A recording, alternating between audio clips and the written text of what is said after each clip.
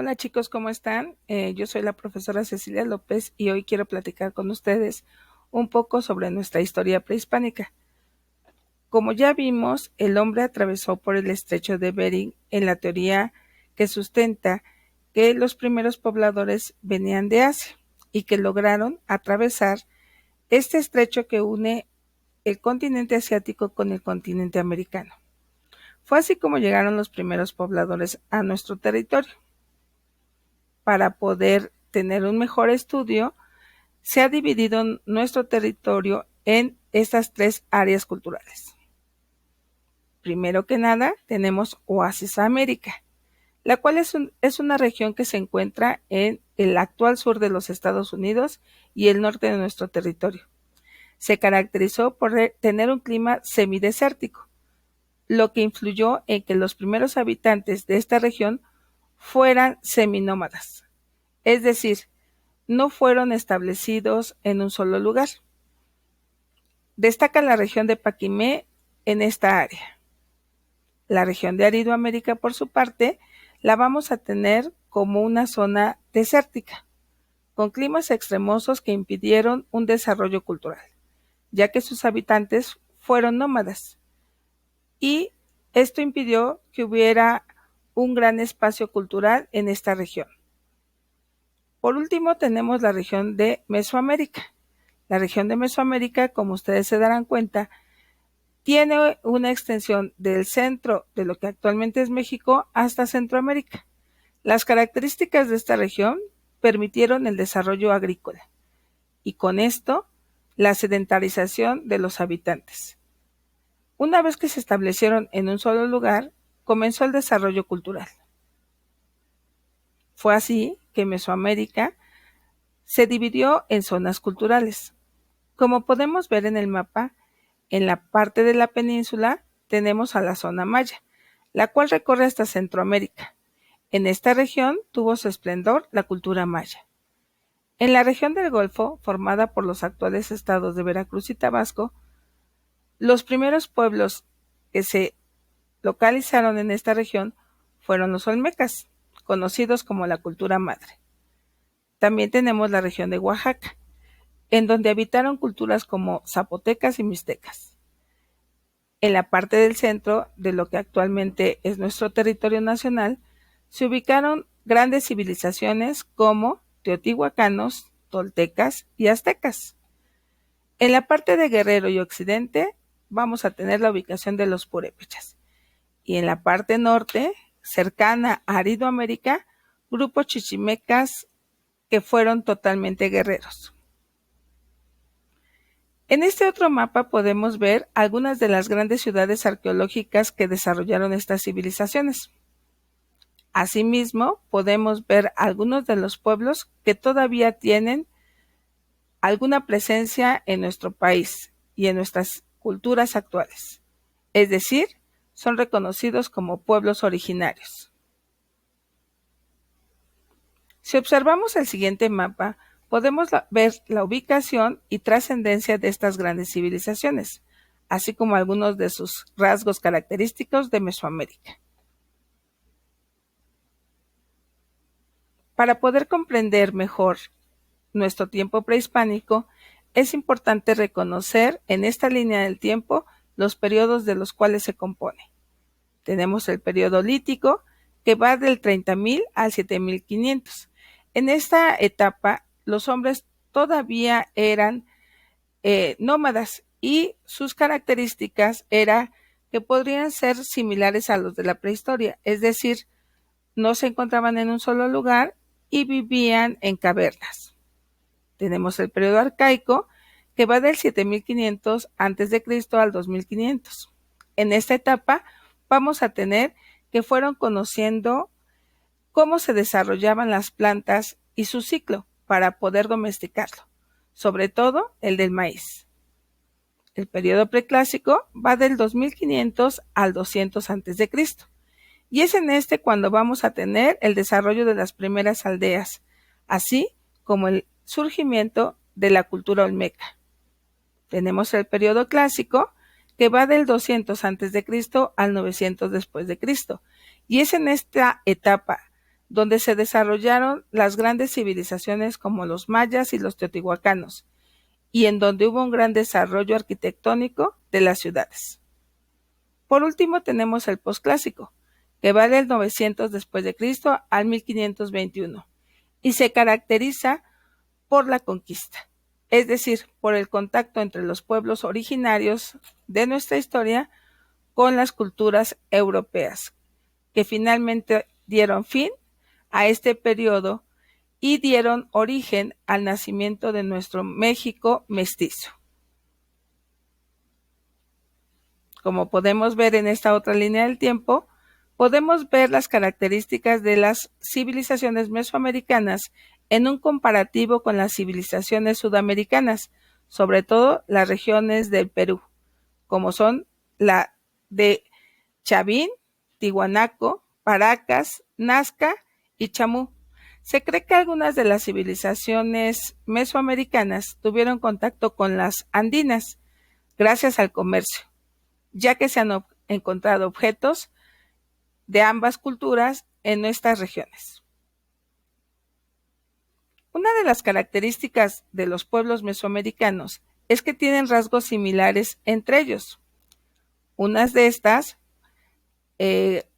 vamos a ser, por ejemplo, la arquitectura monumental.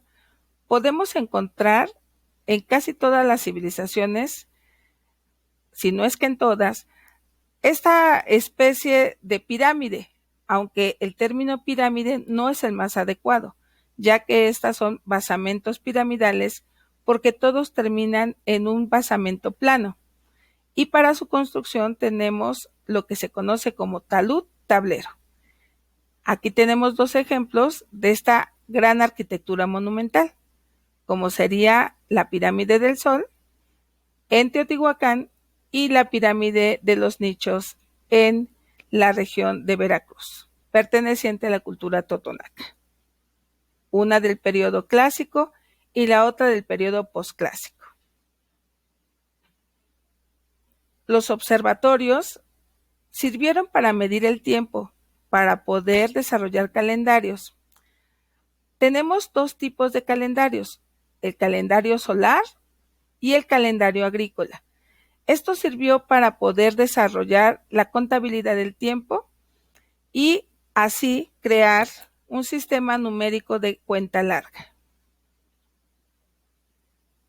La astronomía, las matemáticas y la arquitectura fueron cosas que dominaron realmente nuestras civilizaciones. Seguramente has escuchado hablar de Chichén Itzá y la pirámide del castillo, la cual presenta un fenómeno astronómico en los equinoccios tanto de primavera como de otoño. Gracias a su ubicación matemática y astronómica, se puede observar, gracias a la luz y la sombra, el ascenso de Kukulcán, es decir, el ascenso de una serpiente que asimila subir este basamento piramidal. Y en la actualidad es visitado por múltiples personas extranjeras y nacionales. Otra aportación que tenemos en la región de Mesoamérica es el juego de pelota. Quiero aclarar que el juego de pelota no era realmente una cuestión de juego, sino era un ritual religioso, el cual representaba el movimiento de los astros en la Tierra.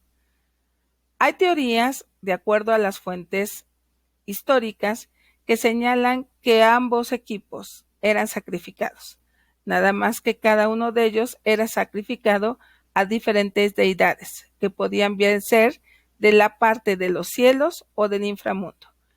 El juego de pelota se caracterizaba por ser golpeado solamente con las caderas, las pantorrillas y los antebrazos, ya que no se podía tocar ni con los pies ni con las manos. La pelota era de caucho, el cual se obtenía de los árboles, sobre todo de la región del Golfo. Sin duda, la agricultura fue la base de la alimentación para que se volvieran sedentarios los pueblos mesoamericanos. Nosotros tenemos como base de esta alimentación el maíz, el cual no solamente es una especie, se logró domesticar y conocemos diferentes tipos de maíz, desde el amarillo, el blanco, el rojo, el negro y el morado. El maíz sirvió no solamente para hacer tortillas, sino también se preparaban alguna base para hacer tamales, lo que conocemos actualmente como el pozole, pero sin la carne de los europeos que fue traída, como sería el pollo o el puerco, y también se molía el maíz para hacer bebidas como el pinole, que estaba hecho con agua y se preparaba como si fuera atole. También otra de las semillas que se utilizó para la alimentación fue el frijol, la calabaza y sin duda el chile. Estos 4 elementos siguen estando presentes en nuestra alimentación, todavía hasta nuestros días. En la primera lectura que realizamos de nuestro curso, vimos algo sobre la empatía histórica. Recordemos que, por ejemplo, si hoy analizamos lo que son los sacrificios humanos, no los podríamos entender. Sin embargo, el sacrificio humano era una forma de entender la cosmovisión de los pueblos prehispánicos, es decir, su forma de entender el mundo. Y el sacrificio humano no era considerado como algo malo, sino como parte de una adoración hacia sus dioses. Y a veces era un privilegio ser sacrificado.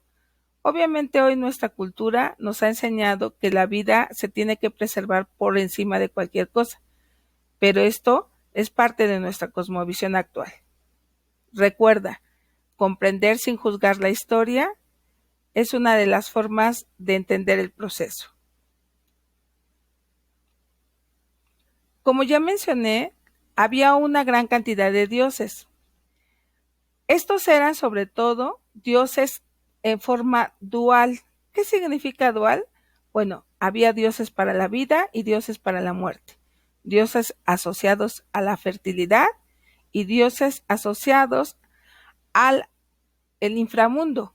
Asimismo, había dioses asociados al hombre y a la mujer, el sol, la luna, la vida, la muerte, la noche, el día. Todos estos dioses fueron similares en casi todas las culturas mesoamericanas. 2 de los que vamos a encontrar presentes en casi todas ellas son Quetzalcóatl y Tlaloc. Aunque sus nombres fueran diferentes, estos se van a encontrar presentes en casi todas las civilizaciones como la maya, donde recibía el nombre de Kukulcán, y que también estaba asociado al agua, a la fertilidad y a la vida. Sin duda, el comercio conectó no solo los productos, sino el conocimiento.